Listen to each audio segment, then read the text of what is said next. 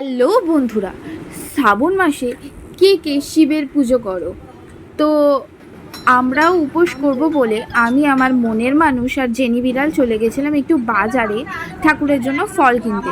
দেখো, আমরা বাজারে এসে দেখি আমরা একদম লাস্টের ফল পড়ে রয়েছে, কোনো দোকানেই সেরকম ফল নেই। এখান থেকেই বেছে বুঝে আমরা ঠিকঠাক ফল নিলাম, নিয়ে এবার যাব ঠাকুরের জন্য মালা কিনতে। আমরা নিয়ে নিয়েছিলাম আকন্দের মালা, মাত্র 20 টাকা করে নিয়েছিল। মালাগুলো জাস্ট অসাধারণ। তোমাদেরও লাগলে, যে কোনো ফুল লাগলেই চলে আসতে পারো, সোমরা স্টেশন থেকে নেবেই এনার দোকান। খুব ভালো ভালো মালা, ফুল, বিয়েবাড়ির ডেকোরেশন, যা খুশি সব কিছু করে। তো আমরা এরপর দোকান থেকে সাবু মাবু নিয়ে বাড়ি চলে এসে স্নান করে রেডি হয়ে চলে গেছিলাম বাবার কাছে। এইখানে আসলে না মনের মধ্যে একটা আলাদাই শান্তি লাগে। এখনকার যুগে তুমি তোমার মনের কথা, মনের কষ্ট, মনের দুঃখ যাকেই শেয়ার করবে, সে তোমায় খিল্লি ছাড়া আর কিছুই করবে না।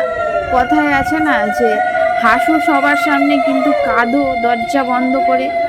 যখন কেউ ডাকবে দরজা খুলো হাসি মুখে, কারণ এখনকার যুগের মানুষ তোমার কান্নার দাম দেবে না। এই হলো একমাত্র জায়গা, একমাত্র মানুষ, একমাত্র ভালোবাসার জায়গা, যেখানে তুমি কাঁদো, হাসো, তোমার কষ্টের কথা শেয়ার করো, তাও সে কোনোদিন মজা বানাবে না, উল্টে তোমার ভালোই চাইবে। তাই বাবার কাছে বারবার আসা। এমনকি তোমার ইচ্ছার কথাও তুমি প্রকাশ করতে পারবে, যে আমার এটা চাই। তুমি নির্দ্বিধায় বলতে পারো যাকে আমার এটা চাই, সে উত্তরে তোমায় বলবে না কেন চাই, কেন দেব। সে সব তোমার, তুমি তার সাথে সব জোর জবরদস্তি খাটাতে পারবা, তোমাকে উল্টে বলবে না যে আমার ওপর কেন জোর খাটাচ্ছিস। তো তার জন্যই বাবার কাছে আসা, বাবাকে এত ভালোবাসা। তো সবার মঙ্গল কামনায় আমি মোমবাতিগুলো ধরিয়ে নিচ্ছি। এখানে আসলে এর জন্যই খুব শান্তি লাগে। তোমরা কে কে সোমবার করো অবশ্যই কিন্তু কমেন্ট বক্সে জানিও। আর আমার মতো কে কে শ্রাবণ মাসে সবুজ চুড়ি পরেছো? আমিও দেখো সবুজ চুড়ি পরেছি, আরও পরার ইচ্ছা ছিল, কিন্তু শ্রাবণ মাস আসলেই না সবুজ চুড়ি এত মানুষে পরে যে চুড়ি শেষ দোকানে। তো আমি এই দুটোই পাইছিলাম লাস্ট, তো এই দুটোই পরেছি। হাত ভর্তি পরার ইচ্ছা ছিল খুব, কিন্তু পেলাম না। আর এই যে মন্দিরে এসেছি, দেখো সবাই রয়েছে, এক এক করে পুজো দিচ্ছে। আর এই শ্রাবণ মাসে বাবার কাছে না ঘিয়ের প্রদীপ ধরানো খুবই ভালো। তো আমি এই যে বাবার কাছে মঙ্গল কামনায় ঘিয়ের প্রদীপ জানিয়ে নিলাম, আমার ইচ্ছাটা প্রকাশ করে নিলাম, কারণ একমাত্রই মানুষ যার কাছে ইচ্ছা প্রকাশ করার জায়গা আছে, তাই না? তো তোমরা সবাই ভালো থেকো, তোমাদের সবার মঙ্গল কামনা চাইলাম বাবার কাছে। এইবার বাবার মাথায় জল ঢেলে নেব। আর তোমাদের কাছে একটা হাসির কথা বলো শুনি। বাবার কাছে আসে কি সবাই নিজের ইচ্ছা প্রকাশের জন্য। অনেকে বলে না বাবার মাথায় জল ঢালতে যাচ্ছিস, ভালো বর পাবি তার জন্য। তো আমার বরকে বলছি যে আজকে পুজো করব, জল ঢালতে যাবো। আমার বর বলছে যে এই যে উপোস করে চাও যে শিবের মতন বর পেতে।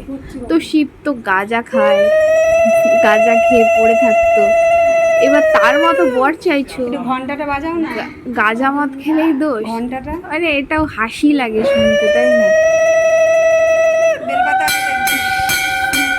তো তোমরা কে কে জল ঢালতে গেছো অবশ্যই জানিও। আর আমাকে শাড়ি পরে কেমন লাগছে এটা কিন্তু জানিও। একদম natural simple touch, no makeup, just তাড়াতাড়ি করে রেডি হয়েছি আর আমি পুজো দিতে চলে এসেছি। দেখো আজকে ঠাকুরকে কি সুন্দর লাগছে, ভোলে বাবাকে কি অসাধারণ লাগছে ফুলের সাজে। দেখে চোখ সরানো যাচ্ছে না, এত সুন্দর লাগছে তাকে। ফুলে ফুলে সেজে উঠেছে বাবা, এত মিষ্টি লাগছে বাবাকে, কি বলবো। দেখে তো আমি চোখ ফেরাতেই পারছি না। তো আমার জল ঢালা কমপ্লিট, সব কিছু করা কমপ্লিট। এবার বাবার কাছে আমার মনস্কামনা, আমার কি চাই সেগুলো চেয়ে নিলাম। এবার আমি চলে যাব, নিয়ে চলে এগুলো সব নিয়ে চলে বাড়ির দিকে, কারণ পুজো আমার অলরেডি ডান। তো বাড়ি গিয়ে যে সাবু মাখছিল আমার দিদি, অসাধারণ মাখছে, তার সাথে ছিল মিষ্টি। তো আমি খেতে থাকি। Tata, bye bye. আমার চ্যানেলটা লাইক, ফলো, শেয়ার করে দিও প্লিজ, আর আমার পাশে থেকো। আর তোমরা সোমবার করে কে কি খাও সেটা বলো। আমি তো সাবু খাই আর ফল মিষ্টি, আর কিছু খাই না। তোমরা কি খাও অবশ্যই জানিও।